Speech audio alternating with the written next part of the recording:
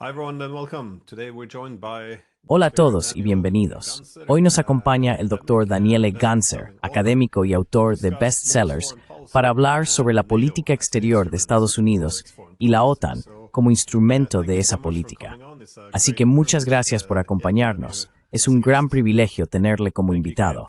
Gracias, Glenn, por invitarme. Lo interesante, sin embargo, sobre la OTAN y sus operaciones encubiertas, y especialmente la Operación Gladio, es que la información está disponible públicamente, pero no es un tema muy popular para debatir.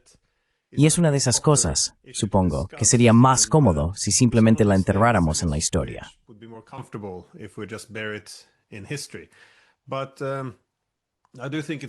Pero creo que es importante porque tiene una relevancia duradera. Tras la Guerra Fría, al principio llegamos a un acuerdo para desarrollar una arquitectura de seguridad europea inclusiva, más o menos basada en los acuerdos de Helsinki o en la idea de Gorbachev de una casa común europea. La seguridad debía basarse en la seguridad indivisible. Gestionaríamos la competencia en materia de seguridad, es decir, la seguridad indivisible significa que una parte no debería aumentar su seguridad a expensas de los demás. Así que se trataba de abordar preocupaciones de seguridad contrapuestas, un enfoque muy westfaliano, por así decirlo.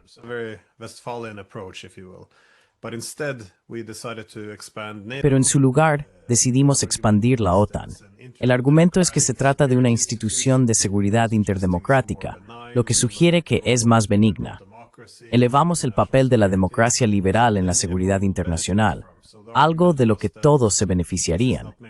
Así que el argumento era que esto no se trata simplemente de hegemonías o de un regreso a la política de bloques de la Guerra Fría. Todos nos beneficiaríamos.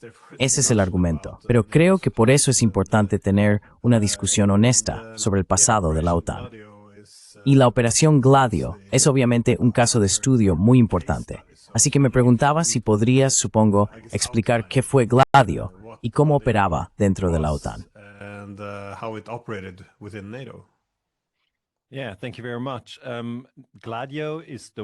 Sí, muchas gracias. Gladio es la palabra para una espada corta romana. Así que algunas personas pueden conocer a los gladiadores. E incluso hay una película, Gladiator. Ya sabes, en la antigua Roma, hace unos 2000 años, luchaban y usaban estas espadas cortas de doble filo. Así que la palabra Operación Gladio se utilizó en Italia para describir un ejército secreto de permanencia que operó durante la Guerra Fría. Permanencia es un término en la historia militar y significa que si un país es invadido y el ejército regular es derrotado, un ejército secreto de permanencia se activaría detrás de las líneas enemigas.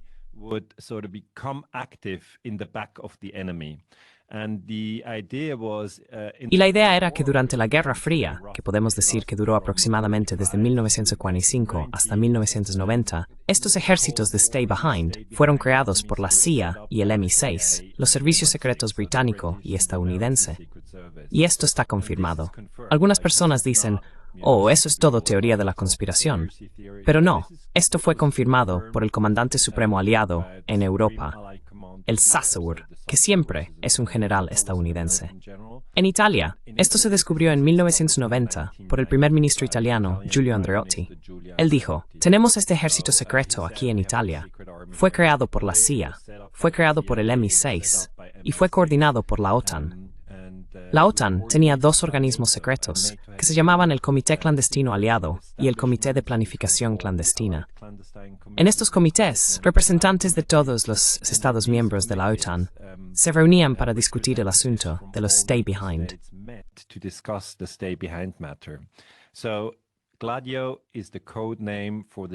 Así que Gladio es el nombre en clave del ejército de resistencia en Italia.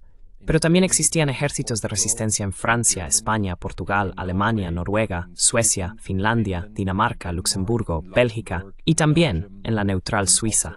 Es decir, en todos los países de Europa Occidental, obviamente en aquella época, como sabes, pero solo para recordárselo a tus oyentes, Europa estaba dividida.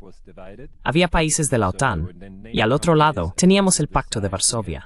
Investigué esto en mi libro, Los ejércitos secretos de la OTAN, y los ejércitos de resistencia en otros países tenían nombres diferentes. En Suiza, por ejemplo, el ejército de resistencia se llamaba P-26, y en Bélgica se llamaba SDR8. Así que realmente hay nombres diferentes. Pero Operación Gladio era el nombre en Italia y se descubrió en 1990. Operation Gladio was the name in Italy and it was discovered in 1990. Fue, como has dicho, también reconocido en 1990, en gran parte gracias a los italianos. Pero el Parlamento Europeo, o su predecesor en 90, exigió que la CIA y la OTAN detuvieran el terrorismo en Europa Occidental. Quiero decir, tengo una cita en la que se dice: considerando que durante más de 40 años, esta organización ha eludido todo control democrático y ha sido dirigida por los servicios secretos de los estados implicados en colaboración con la OTAN. Considerando que en ciertos estados miembros, los servicios secretos militares o sus ramas de control estuvieron implicados en graves casos de terrorismo y delincuencia, como demuestran diversas investigaciones judiciales. Ahora bien, es realmente extraordinario. Y de nuevo, pasamos de tener que limpiar este pasado a organizar toda la seguridad europea en torno a esto. Es realmente extraordinario. ¿Pero algún funcionario de la OTAN o líder estatal ha rendido cuentas alguna vez por estos crímenes cometidos a lo largo de las décadas?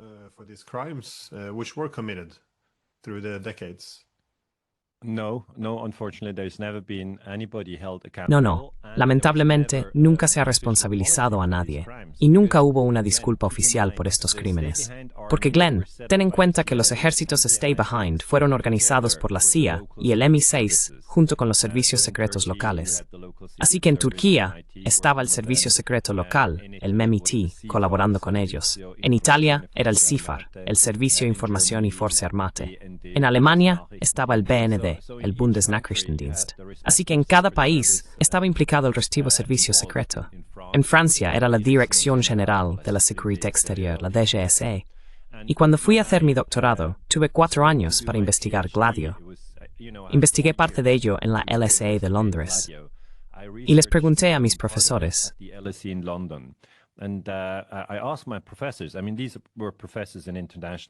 Quiero decir, estos eran profesores de historia internacional, no cualquier profesor. La LSE es considerada una universidad muy buena. Y ya sabes, solo tenían conocimientos muy superficiales. Eso fue en 1999, así que 9 años después de que se descubrieran las redes. Había algunos datos disponibles públicamente, y los datos que había confirmaban muy claramente que estos ejércitos Stay Behind existían. Así que lo primero que hice fue recopilar los datos de cada país. Por ejemplo, en Bélgica, el ministro de Defensa de la época estaba en Italia y habló con el primer ministro italiano, Giulio Andreotti, y le dijo: esto es algo inquietante. Quiero decir, ¿por qué tienes un ejército secreto en tu país?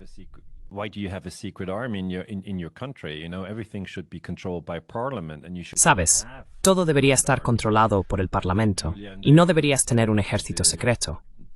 Y entonces Giulio Andreotti le dijo al ministro de Defensa belga: bueno, ya sabes, vosotros también tenéis un ejército secreto en vuestro país. Y el ministro de Defensa belga respondió: ¿cómo es posible? Soy el ministro de Defensa, deberías saberlo. Y entonces Andreotti le dijo: mira, simplemente vuela de vuelta a Bruselas y pregúntale a tu jefe del Estado Mayor Conjunto. Y eso hizo. Voló de vuelta a Bruselas y, como ministro de Defensa en Bélgica, le preguntó a su jefe del Estado Mayor Conjunto, es decir, al oficial militar de más alto rango. Y el jefe del Estado Mayor Conjunto entonces confirmó que existe un ejército secreto en Bélgica.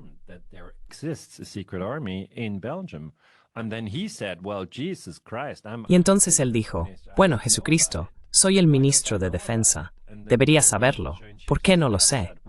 Y entonces el presidente del Estado Mayor Conjunto dijo: bueno, ya sabes, tú solo eres un político. Vosotros los políticos venís y vais. Formáis gobiernos de coalición dependiendo de cuánta gente haya en el Parlamento y lo que sea. Pero nosotros somos militares. Estamos aquí para siempre. Y lo mismo es algo que me di cuenta en Suiza. El ministro de Defensa suizo en ese momento se llamaba Caspar Villiger, y el director del ejército secreto suizo P-26 era Ephraim Catalan. Y entonces Ephraim Catalan dijo: sí, vaya, no informamos a Villiger, simplemente no lo hicimos. Ya sabes, no estuvo en el cargo tanto tiempo.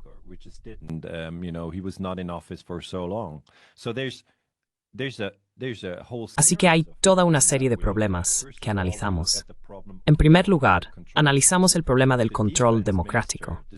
Si el ministro de Defensa no lo sabe, o en algunos países lo sabe y en otros no, como sé que en Bélgica y en Suiza el ministro de Defensa no lo sabía, entonces eso va en contra de todos los principios democráticos.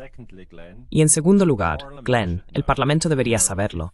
Si existe un ejército secreto, el Parlamento debería saberlo. Pero en Suiza, por ejemplo, y también en Italia, los parlamentarios no fueron informados. También en Noruega o en Francia, no fueron informados de que existía un ejército secreto dentro de su país, equipado, financiado y entrenado por la CIA y el MI6. Así que ese es el segundo problema.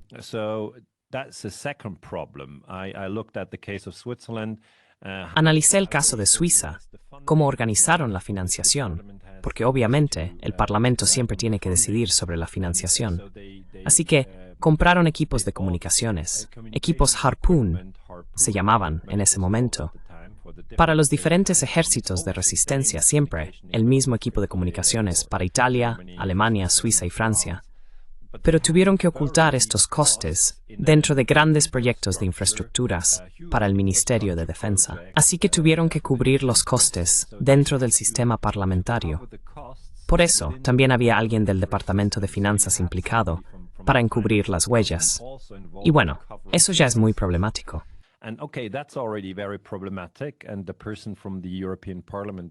Y la persona del Parlamento Europeo que acabas de citar dijo correctamente que no podemos tener seguridad en Europa si ni siquiera conocemos la existencia de estos ejércitos secretos. Porque entonces llegamos al tercer paso, el más crítico y delicado. Estos ejércitos secretos estaban equipados con armas, explosivos y equipos de comunicación. La idea era que, en caso de una invasión soviética, funcionarían como una red de guerrilla. Podrían volar puentes, destruir depósitos de armas o ayudar a los pilotos de la OTAN, derribados, a escapar hacia el mar, luego a un submarino y de vuelta a su país. Obviamente, estos ejércitos secretos de permanencia contaban con explosivos. Estos explosivos estaban escondidos en muchos lugares diferentes a lo largo de los países.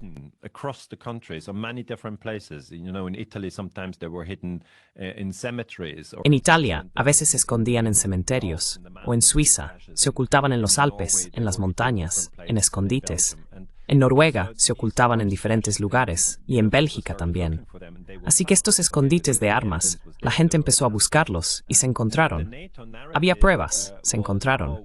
Y la narrativa de la OTAN era, oh, no comentamos sobre operaciones secretas. Esa era la narrativa de la OTAN. Pero a puerta cerrada, los embajadores de la OTAN se reunían. El embajador italiano ante la OTAN, cuyo nombre es el embajador Fulci, dijo que en algunos casos estas armas de la OTAN, escondites Gladio con explosivos, se utilizaron para llevar a cabo atentados terroristas en Italia.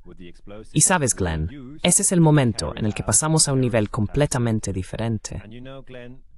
That's the moment when we move to a completely different level. Then we're talking about NATO terrorism. Entonces estamos hablando de terrorismo de la OTAN en países de la OTAN, o terrorismo de la CIA, o terrorismo del MI6 en países de la OTAN. Y cuando empecé a trabajar en este nivel, los otros niveles son diferentes. Digamos que son fáciles. Vale, tenían estos ejércitos secretos. Vale, tenían las armas. Vale, tenían el armamento. Y todo estaba encubierto. Y los parlamentos no lo sabían, los profesores universitarios no lo sabían, y los periodistas no lo sabían. Pero una vez que se supo que la estructura existía, realmente puedes confirmarlo desde diferentes países, también en Turquía y en Grecia. Vale, la estructura está ahí, y no hay duda al respecto. William Colby, exdirector de la CIA, escribió sobre ello. La estructura está ahí. Pero luego fui un paso más allá, y basándome en el conjunto de datos italianos, llevaron a cabo atentados terroristas.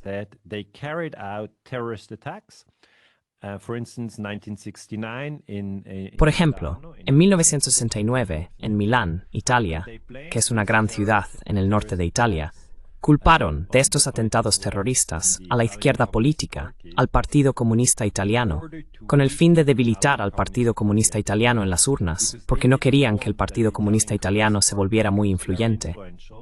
Y luego, por ejemplo, podrías tener un ministro de defensa comunista en Italia, y decían, Vale, este ministro de Defensa traicionaría todos los secretos de la OTAN a Moscú. Básicamente, llamaría a Moscú y les contaría todo. Así que alrededor del 30% del Parlamento italiano estaba controlado por los comunistas. Pero para debilitarlos, tenían depósitos de armas. Y estos depósitos de armas luego eran utilizados por organizaciones de extrema derecha como Ordine Nuovo, que llevaron a cabo atentados terroristas. Así que mantengo mi conclusión de que hubo terrorismo de la OTAN en Europa Occidental. Pero, como bien dices, este es un tema extremadamente delicado.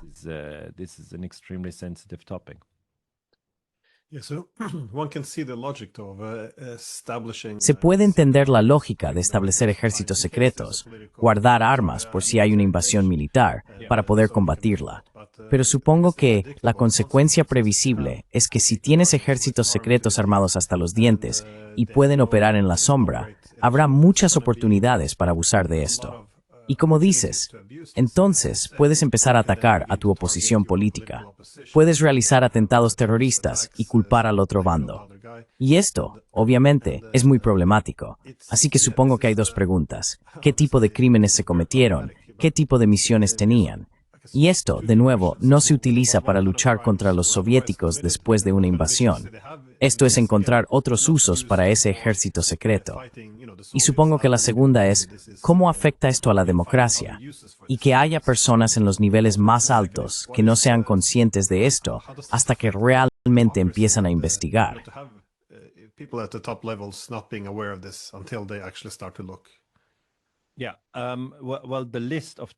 Bueno, la lista de atentados terroristas llevados a cabo, con la implicación de la OTAN, la CIA, el MI6 y Gladio, no está completa. Eso hay que decirlo. La lista de atentados terroristas no está completa. Así que siempre sugiero, si alguien está interesado, empezar por Italia. Italia no fue el único país que sufrió atentados terroristas. Obviamente, también hubo atentados en Francia durante la época en que Argelia buscaba su independencia, y parte del ejército francés estaba en contra. Así que los problemas dentro del movimiento francés eran que parte del ejército estaba realmente en contra de permitir que Argelia se convirtiera en un país independiente. Así que ya sabes, hubo atentados allí, y parece que personas de los ejércitos secretos estaban implicadas.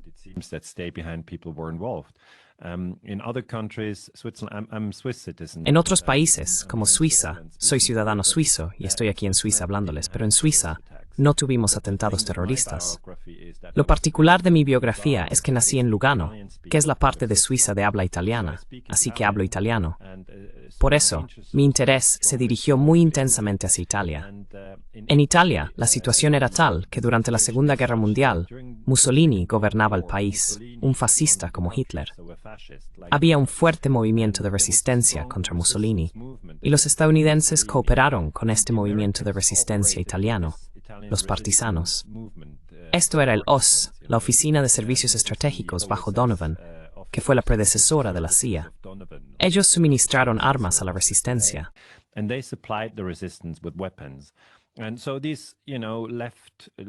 Así que estos grupos de tendencia izquierdista recibieron apoyo durante la Segunda Guerra Mundial.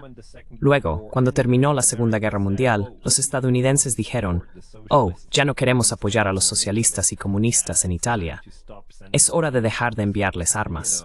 Si miras los datos, verás que los partisanos, partigiani, como se les llama en Italia, estaban muy tristes porque de un día para otro, la USS dejó de darles armas. Luego, en 1948, los italianos tuvieron sus primeras elecciones libres. En realidad no libres, pero sí sus primeras elecciones nacionales. La CIA se había creado en 1947, así que el presidente Truman encargó a la CIA la tarea de manipular esas elecciones en Italia.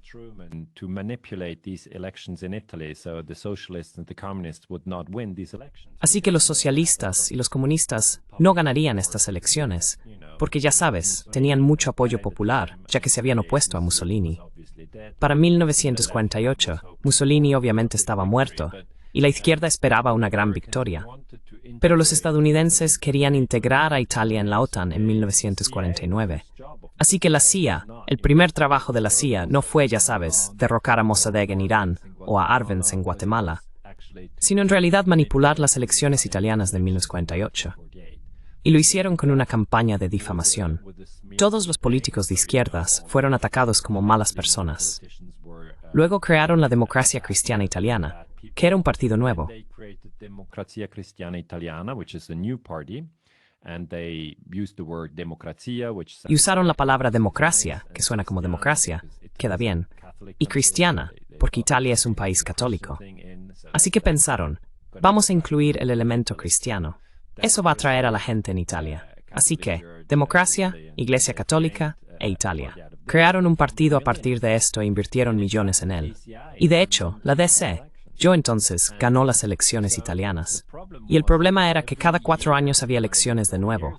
Y luego, en 1969, por ejemplo, hubo estos atentados terroristas en Milán. Este es uno en el que estoy absolutamente seguro de que se usaron armas de los depósitos de armas de Gladio, porque es muy delicado investigar esto. Por un lado tienes los ejércitos secretos con los depósitos de armas, los entrenadores de la CIA y la gente del servicio secreto militar italiano implicados, algunos de los cuales escribieron libros sobre ello, ya sabes.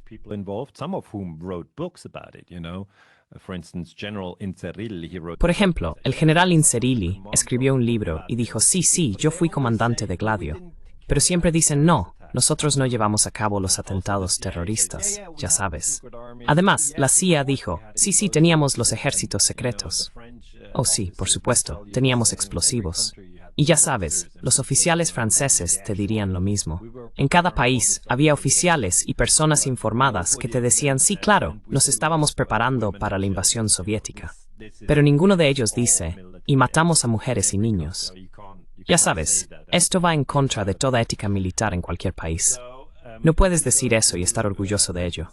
Así que si vas a 1969 y a Milán, allí puedes demostrar que Ordine Nuovo, que es un grupo paramilitar de extrema derecha en Italia, recibió las armas de un depósito de armas de Gladio.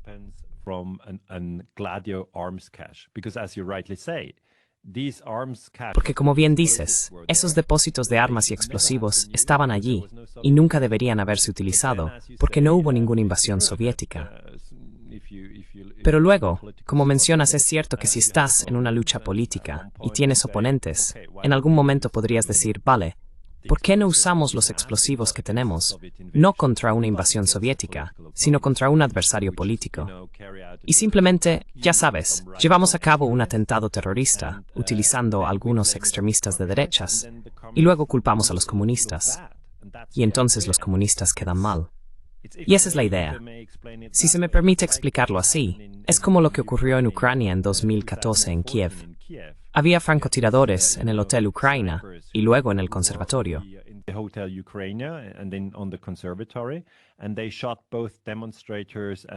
Y dispararon tanto a manifestantes como a agentes de policía de la unidad Berkut. Y como ha demostrado Kachanovsky, esto fue un ataque terrorista de falsa bandera. Disparas a la gente, como a 100 o 50, y simplemente tienes cadáveres. Luego, esto se culpó a Yanukovych, que en ese momento era el presidente electo de Ucrania. Y Yanukovych tuvo que huir. Puedes crear mucha presión política sobre otros partidos si llevas a cabo actos terroristas y los culpas a ellos. Y esto es lo que ocurrió en Italia. Así que realmente pondría como ejemplo la Piazza Fontana. Pediste diferentes ejemplos. Así que Peteano en 1972. Tenían un coche pequeño, un Fiat 500, 500 como lo llaman ellos.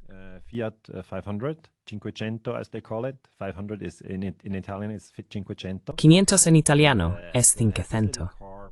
Así que tenían este pequeño coche aparcado al lado de la carretera, y Peteano es solo un pequeño pueblo en el norte de Italia. Entonces hubo una llamada a las fuerzas policiales.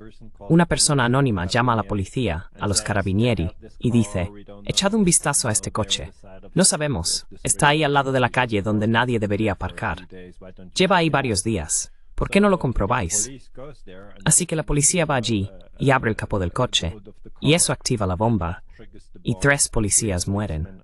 Así que esto es un ataque al Estado si matas a agentes de policía.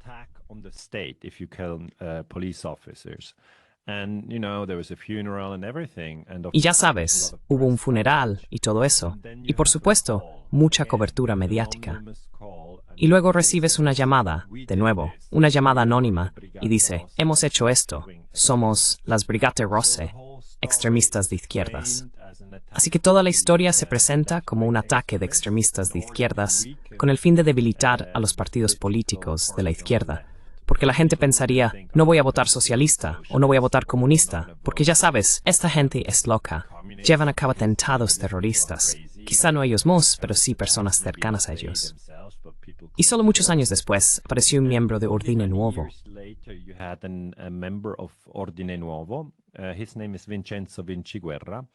Su nombre es Vincenzo Vinciguerra, y dijo, yo llevé a cabo el atentado terrorista en Peteano. Y después del atentado, fui protegido por el servicio secreto italiano. Me llevaron en avión a España, porque España en ese momento era una dictadura bajo Franco, una dictadura de derechas. Se aseguraron de que estuviera a salvo, y querían que todo el terrorismo pareciera provenir de la izquierda política. Incluso hubo el asesinato de Aldo Moro, que era el primer ministro de Italia, quien dijo que quería incorporar a los comunistas en el gobierno. Es realmente un camino oscuro.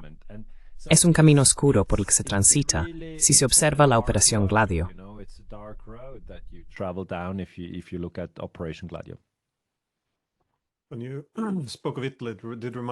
Cuando hablaste de Italia, también me recordó un poco a Grecia, porque la izquierda pasa de ser aliada a ser purgada después de la guerra. Pero también es similar con los ucranianos, porque durante la guerra, por supuesto, luchábamos contra los fascistas. Pero luego, una vez derrotados los fascistas, vimos que las agencias de inteligencia estadounidenses empezaron a colaborar con los fascistas en Ucrania hasta los años 50 como oposición a la Unión Soviética. Incluso en 1941 tenías a Harry Truman, antes de convertirse en presidente, que debatía sobre cuál debía ser la política estadounidense durante la guerra, que era, si los alemanes están ganando, deberíamos ayudar a Rusia. Si Rusia está ganando, deberíamos ayudar a los alemanes.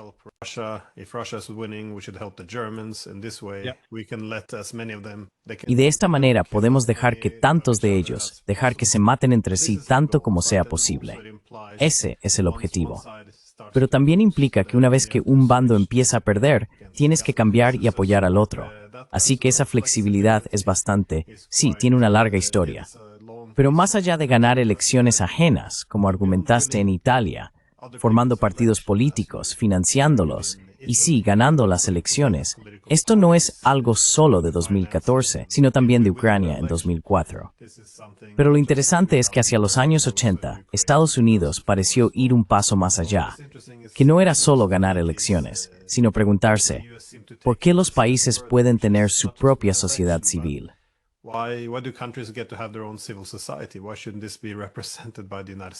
¿Por qué no debería esto estar representado por Estados Unidos? Así que, este desarrollo de las ONG, u organizaciones no gubernamentales, financiadas por Estados Unidos y a menudo integradas por personas de la comunidad de inteligencia, es simplemente para secuestrar la sociedad civil de otros países. Quiero decir, esto también es algo que se ha visto no solo en los antiguos países del bloque del Este durante la Guerra Fría, sino también después, en Georgia en 2003, en Ucrania en 2004 y de nuevo en Ucrania en 2014. Pero ¿por qué no hay más interés académico en esto? Porque la evidencia está toda ahí. Si miras de lo que estás hablando, o las ONG, toda la información está ahí. ¿De dónde viene la financiación? ¿Quiénes son las personas? Pero me resulta un poco extraño que haya tan poco interés académico.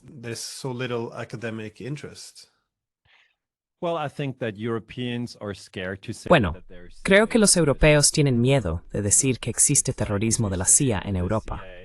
Es como si mencionaras a la CIA ahora, con Estados Unidos bombardeando Irán.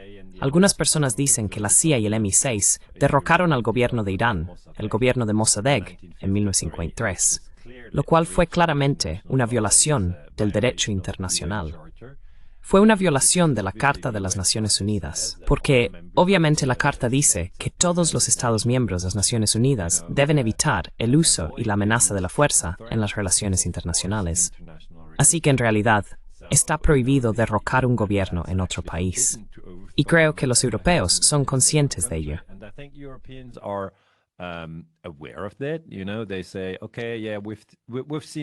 Dicen, vale, sí, hemos visto a la CIA derrocando al gobierno en Irán en el 53. los europeos también son conscientes de ello. Y dicen, vale, hemos visto a los estadounidenses derrocando al gobierno en Guatemala, por ejemplo en 1954. O hemos visto a la CIA implicada en el asesinato de Lumumba, en el Congo en 1961. Hemos visto a Estados Unidos bombardeando Vietnam. Hemos visto que usaron el agente naranja.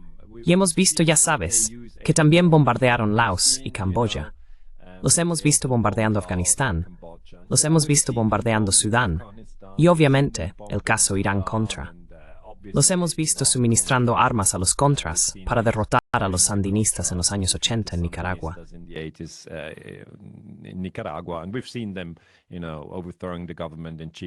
Y los hemos visto, ya sabes, derrocando al gobierno de Salvador Allende en Chile en el 73.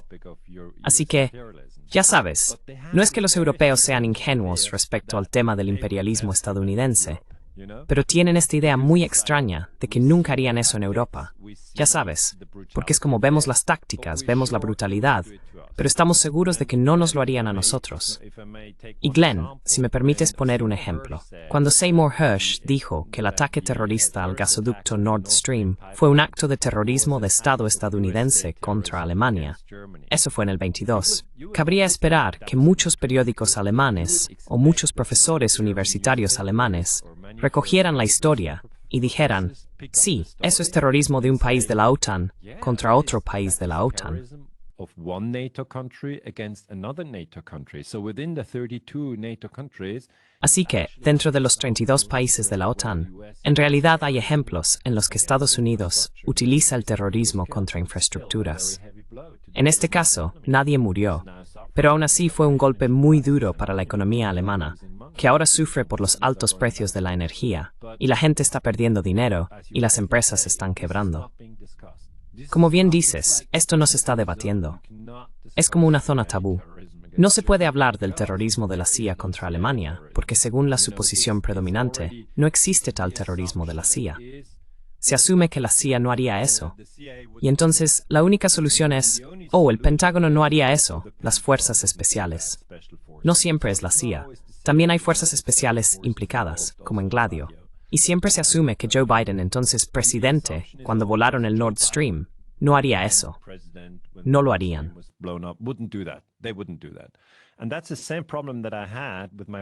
Y ese es el mismo problema que tuve con mi investigación. En el 69, Nixon era presidente de los Estados Unidos. Y ya sabes, estaba bombardeando Vietnam, estaba bombardeando Laos, estaba bombardeando Camboya. Así que todo el mundo veía que Nixon estaba matando a miles de personas. Pero en Italia pensaban, no, él no mataría gente en Italia, ¿verdad? Él no haría eso. Y pasaron algunos años, hasta que Gianna Delio Maletti salió a la luz. Su rango era general, así que era un alto oficial militar. Trabajaba en el Servicio de Inteligencia de la Defensa italiana. El Servicio de Inteligencia de la Defensa, en realidad, tiene que vigilar si otros países están infiltrando Italia y si están llevando a cabo atentados terroristas. Quiero decir, eso es lo que tiene que hacer la defensa. Tienen que averiguar si otros países están causando estragos en tu país.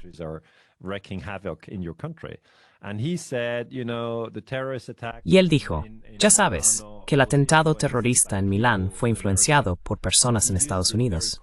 Y utilizó un lenguaje muy cauteloso. Dijo que Nixon era un hombre muy extraño y que estaba usando métodos poco ortodoxos. Y eso lo dice un miembro destacado de la comunidad de inteligencia italiana, con rango de general. Y lo dijo en un juicio donde intentaban averiguar quién era responsable de todo ese terrorismo. Porque en el nivel más bajo, obviamente tienes a las personas que lo llevan a cabo. Nixon no va a tomar un barco, ir a Italia y poner la bomba. Pero en el nivel más bajo, tienes a gente de Ordine Nuovo. Y son simplemente fascistas, extremistas de derechas, que piensan, dentro del contexto de la Guerra Fría, que los comunistas son malvados. No están solo en la Unión Soviética.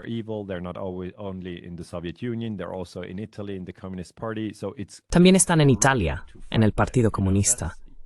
Así que es correcto luchar contra ellos. Yo siempre intento averiguar la mentalidad de estas personas. Dicen que la Guerra Fría fue una guerra caliente, así que está bien matar. Puedes identificarlos, y eso ya se ha hecho. En un nivel superior, entonces tienes las estructuras de la OTAN, las estructuras de la CIA, las estructuras del MEMI 6. porque la CIA y el MI6 estaban ofreciendo equipamiento militar, explosivos, granadas de mano, ametralladoras, munición, equipos de comunicación. Así que eso venía de la CIA y el MI6, y también el MI6 y la CIA, junto con las fuerzas especiales, los boinas verdes o el Special Air Service británico, eran quienes daban el entrenamiento, ya sabes. Así que ya ves, la mano británica y estadounidense está claramente ahí. Y luego, en algunos países, como en Turquía en 1981, derrocaron al gobierno.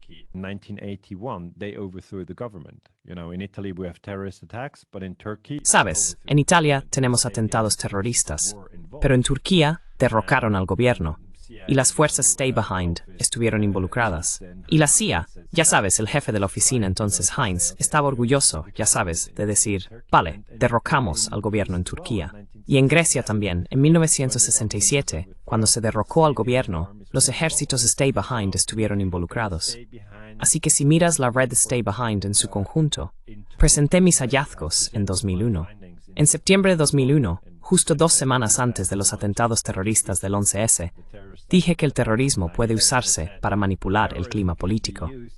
Y desde entonces, ya sabes, ha habido gente aquí y allá interesada en ello y diciendo, vaya, eso es una locura.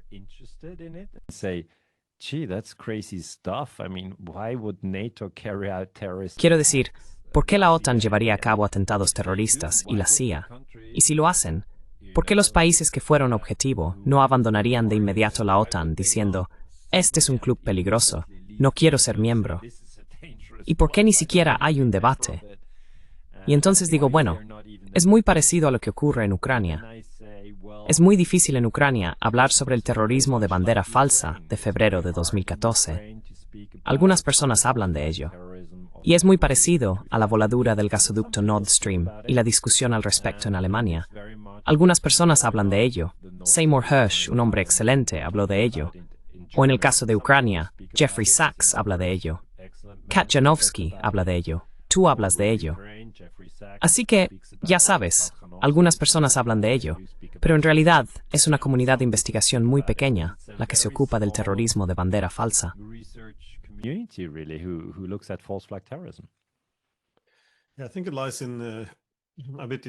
Creo que esto reside un poco en la naturaleza humana. Si tienes el poder de organizar quiénes somos nosotros y quiénes son ellos, nosotros y ellos, porque este es un instinto clave en la humanidad, entonces puedes, sí, salirte con la tuya, porque los seres humanos siempre mantendrán intacto el grupo. Buscarás excusas para los tuyos. Exageras cuánto tienes en común con los aliados y exageras cuán diferentes sois de los oponentes. Y de esta manera, te aseguras de que la solidaridad del grupo no se vea amenazada por la realidad y los hechos, supongo. Sí, exactamente. Es interesante, sin embargo. Siempre pensé que en este sentido, Bush era mejor que Obama y Trump era mejor que Biden, en la medida en que al menos es posible criticar a Estados Unidos. Lo peor es si hay un líder como Obama, a quien los europeos simplemente siguen para besarle los pies. Entonces, es realmente imposible. Pueden hacer lo que quieran.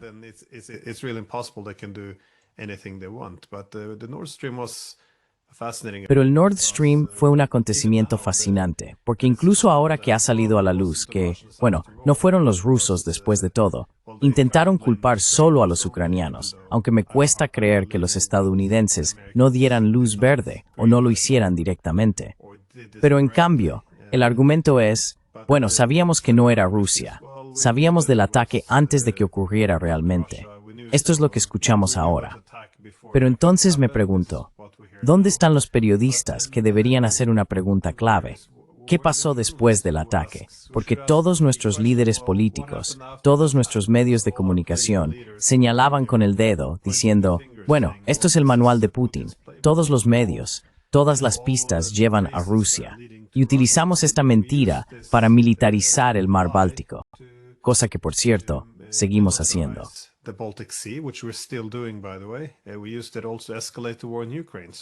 También lo utilizamos para escalar la guerra en Ucrania. Así que si los estadounidenses sabían que no eran los rusos los responsables de esto, ¿cómo puedes explicar al público que organizaron un ataque terrorista contra Europa? Destruyeron nuestra infraestructura energética crítica y luego usaron esta mentira para militarizar el mar Báltico y escalar la guerra contra Ucrania, que ahora está destruyendo claramente a Ucrania y también a las economías europeas. Así que simplemente, si quieres justificarlo, vale, adelante y justifícalo. Pero no hay ningún interés, ningún periodista considera que esto sea digno de noticia. Es bastante asombroso la disciplina de grupo que se ha inculcado en los europeos. ¿Cómo puedes lograr esto? Es realmente sorprendente.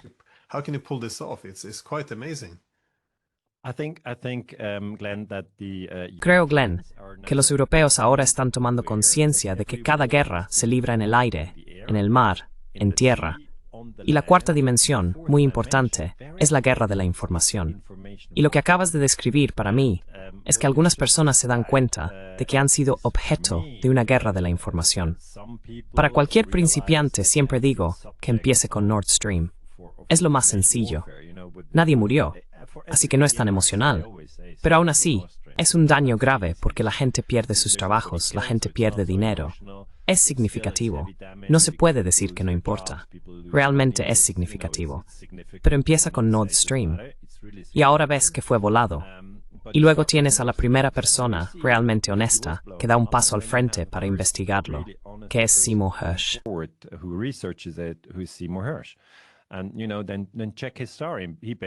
Y ya sabes, luego verifica su historia. Básicamente dice que la administración estadounidense lo hizo. Y Seymour Hersh, en mi opinión, es una persona muy creíble. También dijo, ya sabes que Trump iba a bombardear Irán. Lo dijo el día o 2 días antes de que Trump realmente lo hiciera. Y Seymour Hersh tiene excelentes contactos en la CIA, en el Pentágono y en otros servicios secretos de Estados Unidos, que no están de acuerdo con lo que hace el poder imperial estadounidense. Y las personas que hablan con Seymour Hersh no quieren que se haga estallar Nord Stream. No quieren que Trump bombardee Irán, como acaba de hacer. Así que hay voces disidentes, filtradores, si quieres llamarlos así, pero no con sus nombres en público.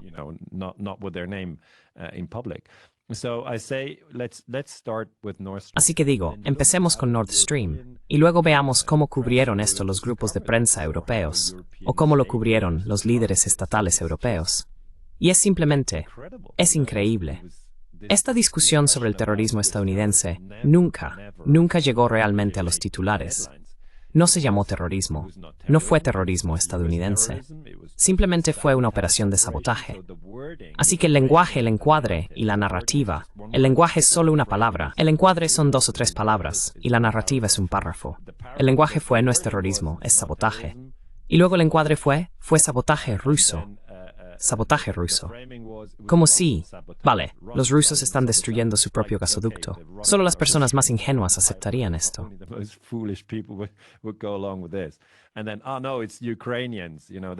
Y luego, oh no, son los ucranianos. Ese era el relato. Zelensky era consciente de ello, pero no pudo detener la operación. Absolutamente. Es lo mejor. Como ya sabes, en un mal día quizá tenía poca batería en el móvil o cualquier otra excusa. Es todo un sinsentido. Y una vez que has analizado Nord Stream y te das cuenta de que Seymour Hersh tiene la mayor credibilidad de todos los que lo cubren, probablemente llegues a la conclusión de que se trata de terrorismo estadounidense. Entonces puedes ir un paso más allá y decir, vale, tenemos que darnos cuenta de que hay terrorismo estadounidense en Europa. Y realmente tiene que calar. Para algunas personas es como, es imposible. Y yo digo, vale, ve despacio.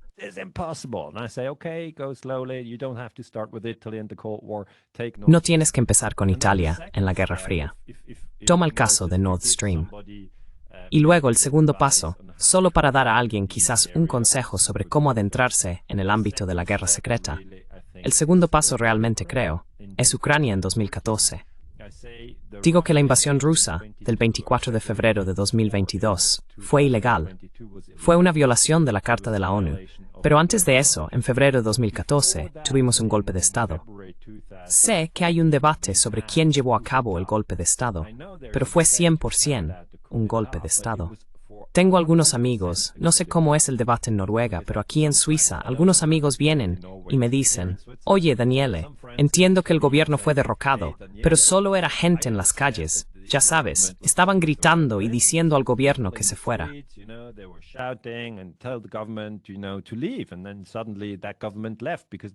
Y entonces, de repente, ese gobierno se fue porque eran corruptos. Y yo digo, no, no prestaste atención. No fue así. La gente estaba gritando, estaban en las calles, pero en un día específico, el 20 de febrero de 2014, había personas en los tejados y estaban disparando tanto a los manifestantes como a la policía. Así que tienes dos grupos enfrentándose durante muchos días y luego tienes a una tercera parte en los tejados. Y sabemos en qué tejados. Fue en el Hotel Ucrania, en el conservatorio. Eso lo sabemos gracias a Kachanovsky, que hizo una investigación excelente, y desde allí dispararon a ambos grupos. Y luego culparon al presidente. Entonces yo digo, míralo, esto es claramente una estrategia de tensión, y la tensión no está con las personas que han muerto. Ellos ya no tienen tensión.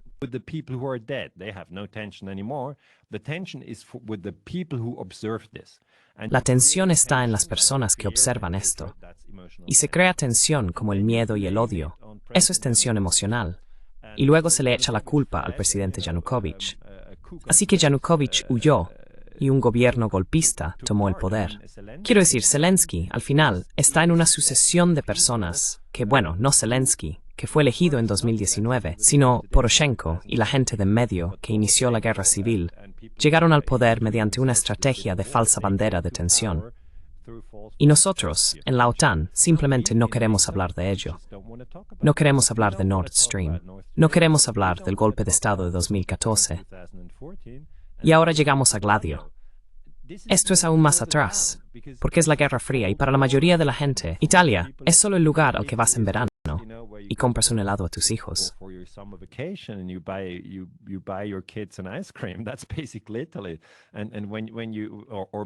Eso es básicamente Italia, o quizá Ferrari, o quizá la comida italiana. Pero cuando les dices que hubo atentados terroristas en Italia por Gladio, por la Operación Gladio, la gente se vuelve loca. He conocido a muchas personas que me dicen, esto no puede ser, Daniele. Simplemente no me lo creo. Me encanta Italia, y no puedes decirme eso. Realmente me perturba, me molesta, y no quiero escucharlo.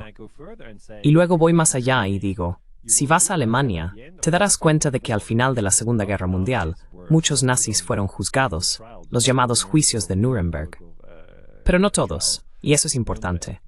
Por ejemplo, un tipo, Reinhard Gehlen, fue nombrado jefe del servicio secreto alemán, el Bundesnachrichtendienst, que antes se llamaba Operación Gehlen.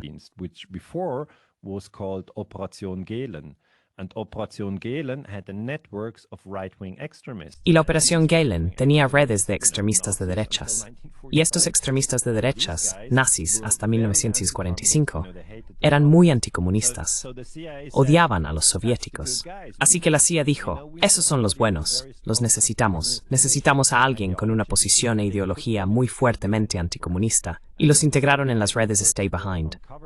Cuando se descubrieron las redes Stay Behind en Alemania en 1990, era cuando el canciller Kohl estaba en el poder. Fue muy embarazoso para ellos, porque ya sabes, hay un ejército nazi secreto en tu país, y tienen explosivos y munición, y bueno, deberíamos investigar esto. Y todo el mundo estaba como, oh, mejor no hablemos de ello.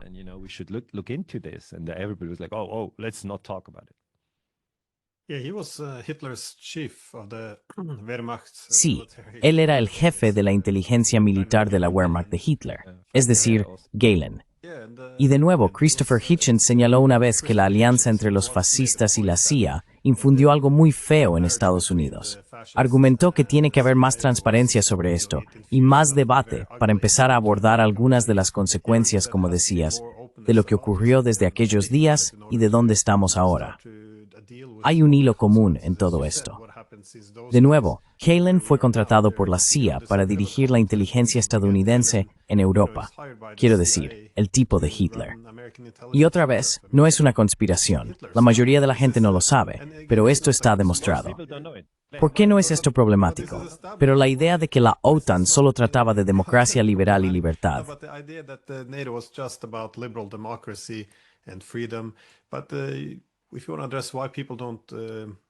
Pero si quieres abordar por qué la gente no quiere enfrentarse a esto, creo que es por Walter Lippmann.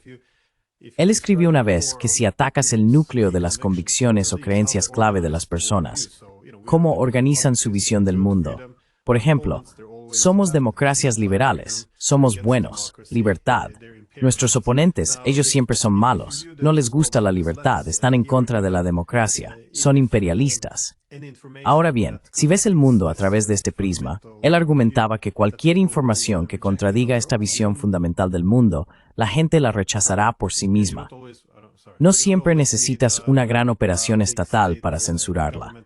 Las personas, por su instinto natural de preservar sus suposiciones fundamentales sobre el mundo y su lealtad al grupo, simplemente optarán por mirar hacia otro lado e ignorarla.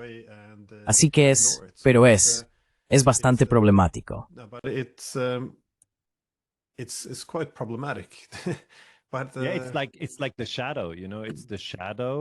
Es como la sombra, ¿sabes?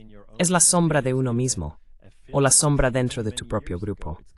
Creo que incluso hay una película que vi hace muchos años. Se llama Festen, y creo que se produjo en los países escandinavos.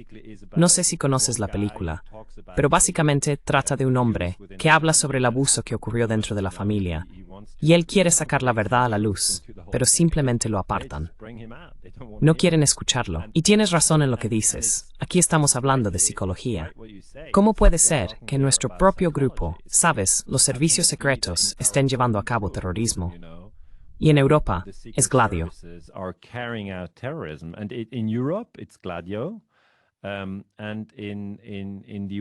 Y en Estados Unidos, por ejemplo, está el asesinato de Kennedy en 1963. En mi otro libro sobre Estados Unidos, he escrito que estoy totalmente convencido de que la historia con Lee Harvey Oswald es simplemente una historia falsa. No es verdad.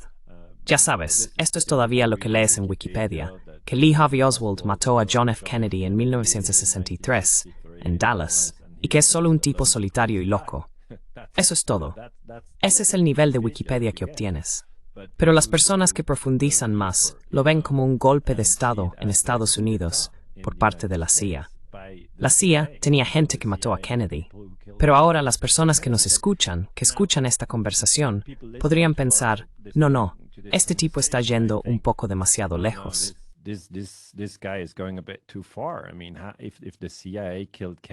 Quiero decir, si la CIA mató a Kennedy, ¿por qué no se cerró la CIA? Es decir, ¿cómo puede ser esto? Y luego hablamos del Estado profundo, y hablamos de operaciones encubiertas. Y creo que ahora estamos en un proceso en el que la gente se da cuenta de que existen operaciones encubiertas, pero han existido durante muchos años. Es decir, cuando se creó la CIA en 1947, siempre hubo un departamento que se dedicaba al análisis. Ray McGovern, por ejemplo, es un tipo excelente, ¿verdad? Es un exagente de la CIA, y ellos hacen análisis, así que se parecen mucho a los profesores universitarios. Hablan muchos idiomas, viajan por el mundo, leen mucho y se interesan por muchos temas.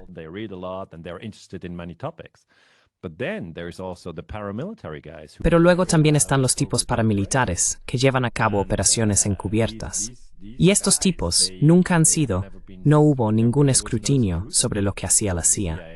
Hubo la investigación Church a mediados de los años 70, pero desde entonces, nada. Así que es muy difícil para los investigadores hablar de la Operación Gladio. Pero ahora, gracias a YouTube, creo que ya llevamos 20 años con YouTube. Se creó en 2005, así que ahora es 2025, 20 años de YouTube. Podemos tener estos debates abiertos. Y quiero darte las gracias, Glenn. Veo mucho tu canal de YouTube, y realmente creo que ayudas a la gente a entender la política internacional. Estoy muy agradecido por ello.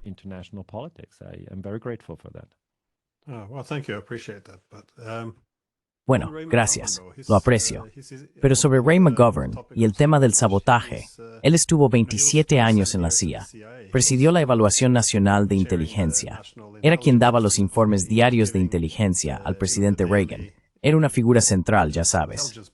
Además, ahora advierte que, según la historia pasada, deberíamos estar muy preocupados por la posibilidad de ataques de falsa bandera contra algunos barcos estadounidenses o algo por el estilo.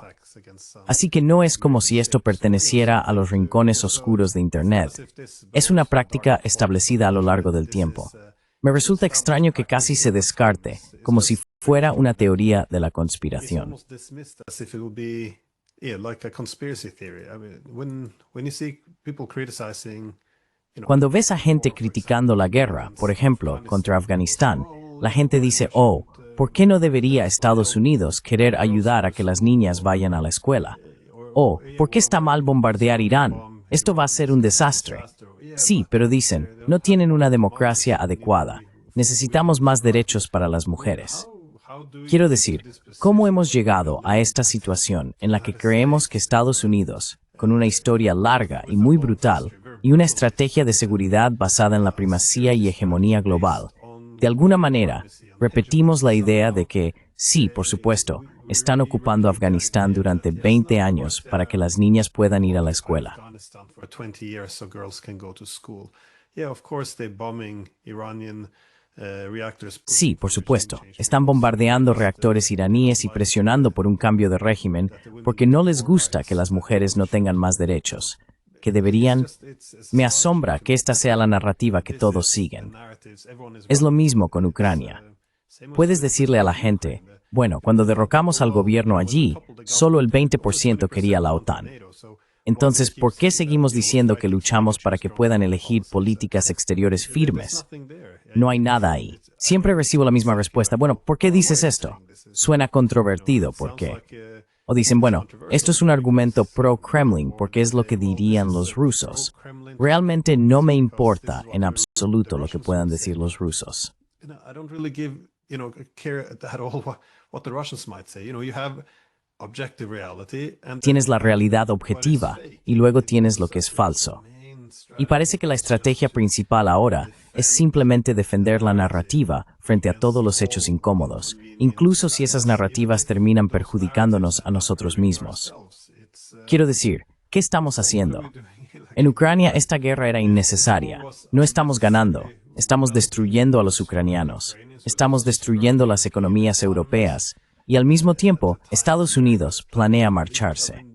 Es decir, no hay ningún beneficio estratégico, no hay ningún beneficio humanitario, pero aún así estamos atrapados en estas narrativas que no se pueden cuestionar a menos que quieras que te difamen como agente de Putin.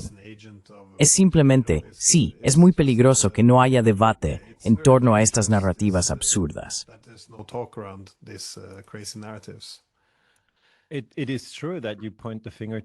Es cierto que señalas la palabra narrativa, porque una narrativa, básicamente, es solo un conjunto de pensamientos en tu cabeza.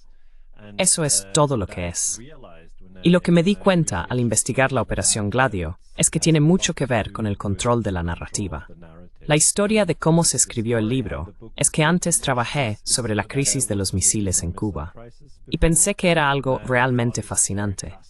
La CIA intentando derrocar a Fidel Castro en 1961 en la invasión de Bahía de Cochinos, luego los soviéticos llevando misiles a Cuba y después Kennedy imponiendo un bloqueo y diciendo a los soviéticos que se marcharan, y así sucesivamente. Así que leí libros de Noam Chomsky y Bill Bloom, dos autores estadounidenses, y pensé que estos libros eran muy interesantes.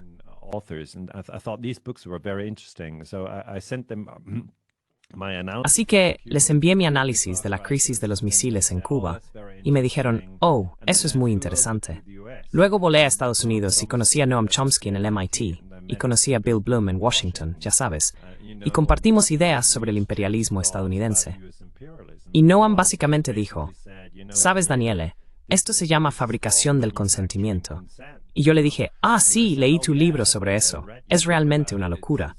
Quiero decir, fabricar el consentimiento básicamente significa que tienes dos partidos, los demócratas y los republicanos en Estados Unidos, y ambos son partidos de guerra. Es decir, ambos están a favor de bombardear Libia, Irak, Irán. Ningún partido dice, oh, no podemos hacer eso. Por ejemplo, Clinton era demócrata. Clinton, for instance, was a Democrat. He bombed Serbia, and Bush, he bombed Afghanistan. Bombardeó Serbia, y Bush bombardeó Afganistán e invadió Irak. Él era republicano. Así que, tanto si eliges un partido como el otro, todo es fabricación de consentimiento. Creo que este sistema ha funcionado durante muchos años. fabricando consentimiento. Pero ahora, creo que el control de la narrativa se ha vuelto cada vez más problemático o difícil, también gracias a canales de YouTube como el tuyo, o grandes canales de YouTube como el de Tucker Carlson, donde simplemente rompen la narrativa de los canales de televisión convencionales como CNN y Fox News. Rompen la narrativa, porque la invasión rusa de Ucrania el 24 de febrero de 2022, en el mundo germano parlante, siempre se etiqueta como una guerra de agresión ilegal y no provocada.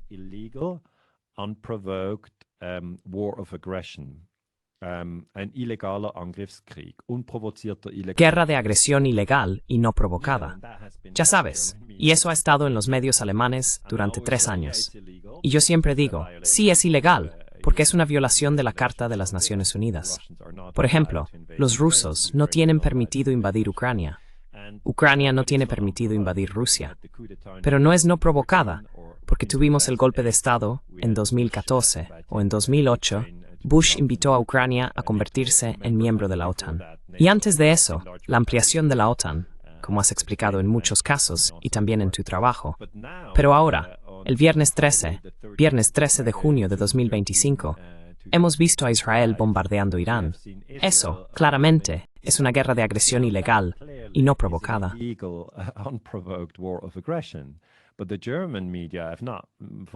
Pero los medios alemanes no lo han seguido tan de cerca.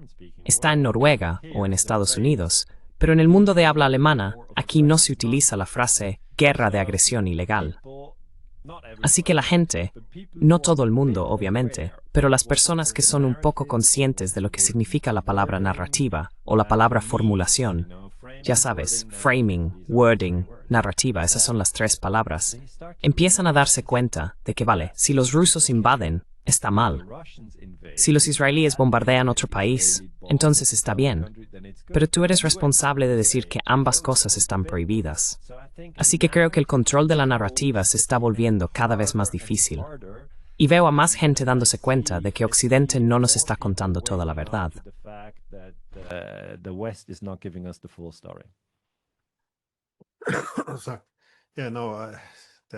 Sí, después del ataque a Irán, los principales argumentos eran, bueno, por parte de los líderes políticos, vi lo mismo con von der Leyen y Kaja Kallas. Decían, bueno, Irán no puede tener un arma nuclear, como si ese fuera el marco del conflicto, o Israel tiene derecho a defenderse. Quiero decir, es muy extraño. No puedes reclamar el derecho a defenderte cuando estás lanzando un ataque sorpresa.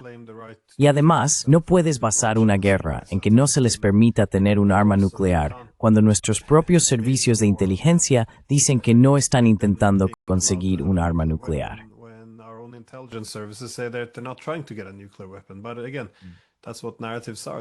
Pero, de nuevo, eso es lo que son las narrativas. Son relatos. Y esos relatos suelen organizarse en torno al nosotros virtuoso frente al otro criminal. Y mientras la gente crea en la narrativa, normalmente verás que los hechos suelen tener menos importancia de todos modos. Daniele Ganser, muchísimas gracias por tu tiempo. Y de nuevo, has escrito más libros que pondré en la descripción. Espero que puedas volver algún día para hablar también de algunos de tus otros libros. Muchas gracias, Glenn, por la invitación. Es mayo en Suez, Suiza para Noruega.